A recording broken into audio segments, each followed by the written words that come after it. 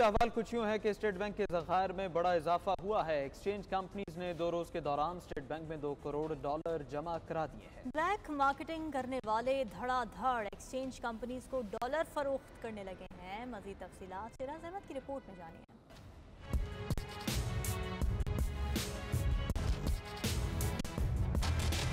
Dollarisation اور black marketing کے خلاف ڈنڈا اٹھانے کا بہترین نتیجہ سامنے آ گیا۔ ایکسچینج کمپنیوں نے 2 روز میں اسٹیٹ بینک کے ذخائر میں $2 کروڑ سے زائد ڈالر جمع کروا دیے۔ 1 سال بعد انٹر بینک اور اوپن مارکیٹ میں ڈالر کی قیمت برابر ہو گئی۔ صدر ایکسچینج کمپنیز ایسوسی ایشن ملک بوستان نے ڈالر کی قیمت کو کنٹرول کرنے کا کریڈٹ آرمی چیف کو دے دیا۔ کہتے ہیں ٹاسک فورس کی کارروائیوں میں بلیک مارکیٹنگ کرنے والے کئی افراد گرفتار، کئی انڈر گراؤنڈ ہو چکے ہیں۔ ڈالر رکھنے والے افراد ایکسچینج کمپنیوں کو ڈالر بیچ رہے ہیں۔ اسی طرح حالات رہے تو ڈالر کی قیمت مزید بہتر ہوگی۔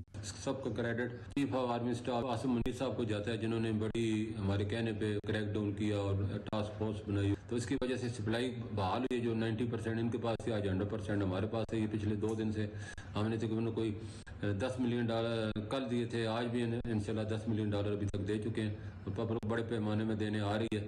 انٹر بینک کی بات کریں تو آج انٹر بینک مارکیٹ میں ڈالر $2.03 سستا ہو کر $304.95 کی سطح پر آ گیا، جبکہ اوپن مارکیٹ میں ڈالر $5 کی بڑی کمی سے $307 کا ہو چکا ہے۔ دوسری جانب سونے کی قیمت میں بھی بڑی گراوٹ کا سلسلہ جاری ہے۔ آج فی تولہ سونا $5,800 سستا ہو کر $2,16,500 کا ہو گیا، جبکہ 10 گرام سونا $4,972 کمی سے $1,85,614 پر پہنچ چکا ہے۔ عالمی بازار میں فی اونس سونا $5 کم ہو کر $1,921 فی اونس ہو چکا ہے۔ شیراز احمد، 92 نیوز، کراچی۔